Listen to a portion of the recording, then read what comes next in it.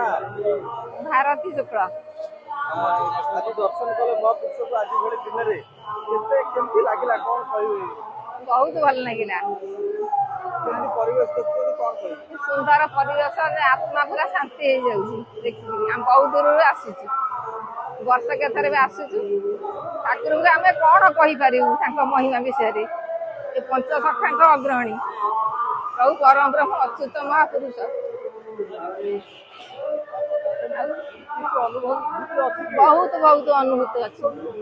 ठाकुर ना जहाँ धरले सब बास्तु दोष दूर हो मनस्कामना पूर्ण हो शरीर सब रोग दुख भी दूर हो महिमा अपार आम विषय किसी कहीपरूनी कहवा इच्छा तेरे भाषा प्रकाश करनी हृदय अनुभूति सब बहुत शांति मिलला बहुत शांति मिलला प्रभु डाकुचे प्रभु एमती कली जुगर प्रत्यक्ष भाव बस समस्त लोक मान प्रभु सबुद्धि सद्विचार दियंतु क्षमानिधि पूजारी महापुरुष अच्युतानंद सेवा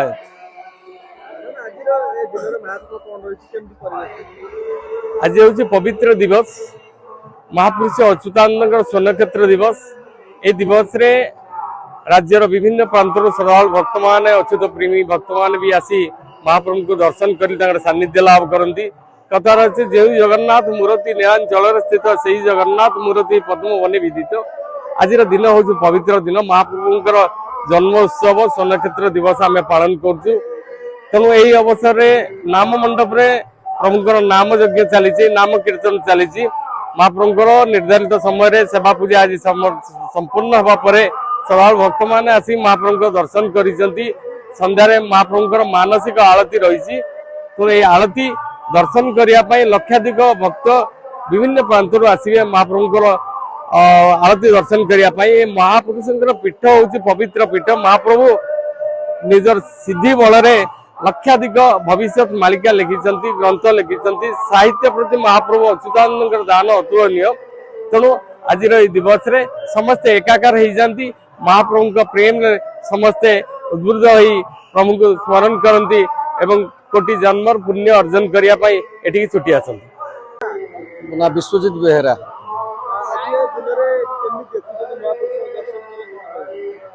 मत तो लगुच सत्य मु पूरी श्रीक्षेत्र में बुलूची जो मालिकार अच्छी द्वितीय श्रीक्षेत्र हम मत लगुच से मो बाम पटे जो मंदिर तैयारी होची मुझे आसला बेले कथा बोली श्रीक्षेत्र द्वितीय रूप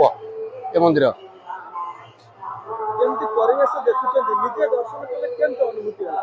परिवेश तो ये तो अवर्णनीय ये कही हम ना ये परिवेश अनुभूति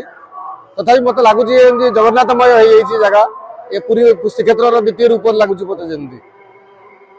नुआ नुआ खबर जानिबा पई आमो एलएन टीवी को लाइक शेयर और सब्सक्राइब करंतु।